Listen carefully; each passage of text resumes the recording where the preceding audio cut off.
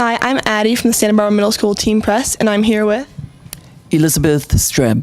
And... Hope Clark. Nice to meet you guys. So happy to be here. Amelia Earhart once said that to never do things others can do and will do, if there are things others cannot do or will not do. When I read this, I immediately thought of the way you approach dance and movement. And if you were to say something similar, how would you say that? Well, I guess one of the things I would say is my obsession has always been towards inventing action in time, space, with force fields and whatnot, that no one's ever thought before, to increase the vocabulary of action, not to repeat moves or interpret them. So my obsession with the new and the impossible, or the not even ever before thought of, has remained avid for about 30 years. I'm going to just say, as a dancer, every move is new because every moment is new. And so to move newly as a concentration is a very exciting form. Do you remember like a specific time when she pushed you to try a new move that you had never done before? Mostly she pushed my endurance. I think that was my piece that was the hardest. So she just never stopped asking me to keep going, even though there could be some other dancer that could do that move in that part of the dance. No, she had me do it over and over and over, so that I was absolutely exhausted. Even though I was really a pretty good dancer, I always looked exhausted and like I was barely going to make it. And I think that was part of her work, which was interesting. I mean, I think also the invention of vocabulary. Like, I don't any longer think, and this is now 10 years past or more since you left, that I'm inventing vocabulary. I feel like I set up the conditions, how action can encounter turbulence, new spatial parameters, and then out of that come new force fields. And the dancers get in there to play now for a month or so before I even start to boss them around. But what they do is not really my area of expertise anymore. They're things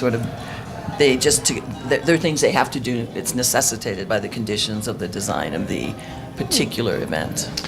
Which is a phenomenal metaphor for life. Because you are always going to be attacking new things, challenges just to be alive.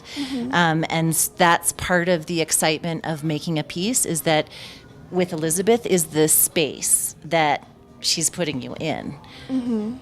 But then I know we're extrapolating here from your beautiful comment, but I also think that cliche, and also this happens in language. It's more clearly happens in language. How can you ever invent a new sentence that rings true without the normal, habits of speaking and thinking? So in action, it's also true, like being right side up, using just the base of your feet for support. For me, I deeply believe you'll never be able to grab the audience's attention in that parameter of space, ever. So we have to get out of that parameter of space to fight against this issue of repetition and clichédom. And I think what Hope said is so profound, because if you're dealing with the present tense moment, which is what pop action is all about the now. There's no regret, there's no hope. So no past, no future, it's just now. And if you can embody that, which the best dancers of Streb do, then the real challenge is figuring out how to do something no one's ever seen before. And you can then therefore grab the attention of the audience and not have them ever turn away.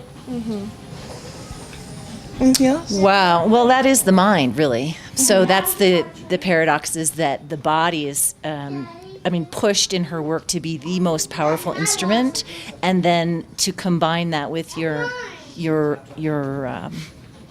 what you're thinking is makes the dance, I think. I guess I don't think the mind. I'm trying to create a condition where you don't have time to think. And, if you have time to think, whatever that means, then I'm not captivating the physical condition in an aggressive enough, radical, and extreme enough way. Right, and that's why she's pushing the dancer so hard. You say something in the film, though, that's really quite good, because the ones who survive it figure out what to do in the most dangerous situation. So in that case, if you don't have your mind, forget about it. And there was one time in which I was in a piece. I came back as a guest artist, and I at that time was studying, meditation, and I was very into getting into spaces that were different, and I was sort of meditating up there, and I just forgot where I was. I was not in the present mind to be like, okay, next move. And so Terry smacked me right in the face because I didn't do my next move. He was in the space where I You were was. in his way, yeah. But it was a very pure hit. Right. And anyway. In my way. Do you remember like the first time that you truly were in the moment with Elizabeth?